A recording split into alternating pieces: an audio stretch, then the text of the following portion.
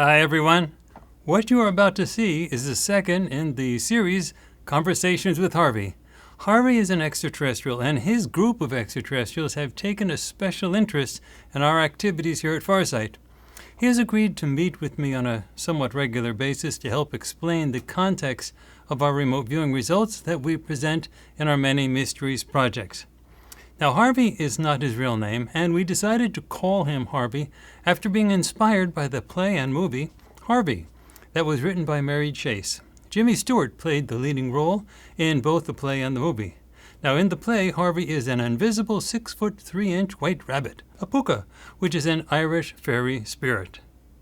Now, Jimmy Stewart can see him all the time, but others only get a glimpse of him from time to time. Well, Harvey, our extraterrestrial, is invisible as well, so calling him Harvey seemed like a great idea. Invisibility is a constant feature of extraterrestrials. Technology is involved, and they essentially have the ability to phase shift their bodies such that they are out of alignment with our own quantum signature. I have explained this extensively elsewhere, including why this is important, which relates to very volatile politics surrounding the disclosure process. Remaining out of phase with us is also safer for them when they visit Earth. Now, before we begin, I want to point out a few things. We often record these conversations with Harvey at the beach in the middle of the night. Now, the sound of waves helps to settle my consciousness so that I am ready for the information exchange. Nighttime is important since we don't want any other people around who would pull me out of my mental zone, so to speak, when communicating with Harvey.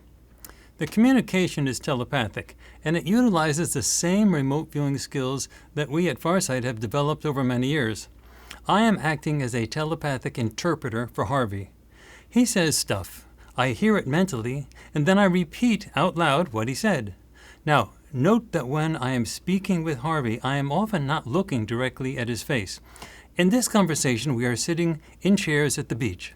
I am looking at him in my mind's eye, so to speak, in the same way I would see him if I were remote viewing him. I am concentrating on a mental image, not what is coming in through my physical eyes, so you will notice that I am often looking a bit downward and in front of Harvey. Finally, since Harvey is out of phase with ourselves, he obviously cannot use the physical chair that he seems to be sitting in. He would fall straight through it. But he is sitting in a chair, so you can assume that he is sitting in a chair that is in phase with himself, and that chair is in the same physical location as the chair that I have positioned for him at the beach. So here you have it, our second conversation with Harvey, where he focuses on the reasons why disclosure is so fundamentally important if humanity is to free itself from what is a very real prison planet. All right, Harvey, I want to thank you for showing up, and we're at the same location in the middle of the night that we had our last conversations with Harvey. And well, I appreciate your suggestion that we sit down this time and have the conversation.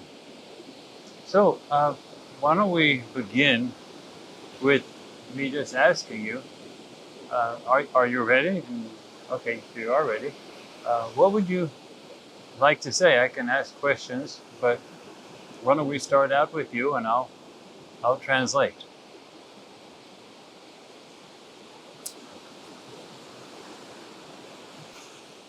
Okay, so you're saying you don't have anything pre-planned to say.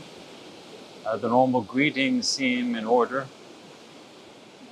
but you really are interested in hearing what other people have to say. Okay. What other people want to ask about. So you're really interested in answering their questions. Okay.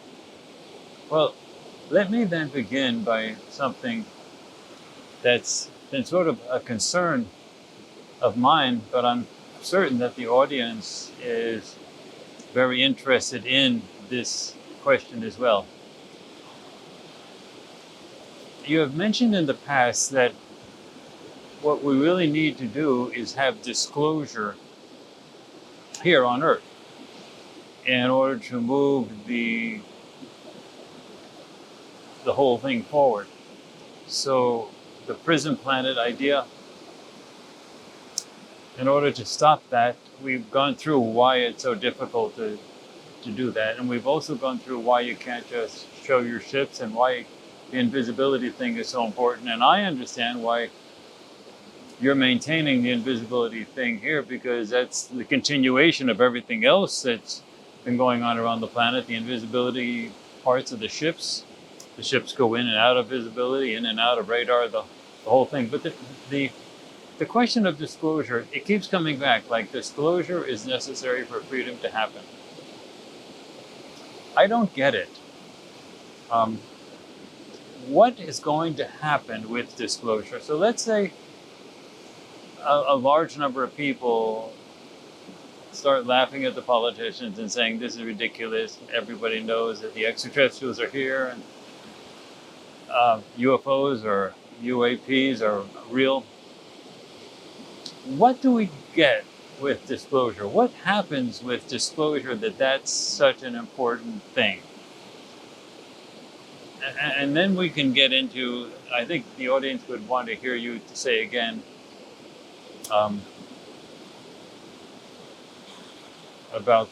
more about the ships idea, because it's such a fixation. But why is disclosure such a big thing? Let me just shut up now. What's going to happen? Why is that required in order to rescue the planet, in order to rescue these people?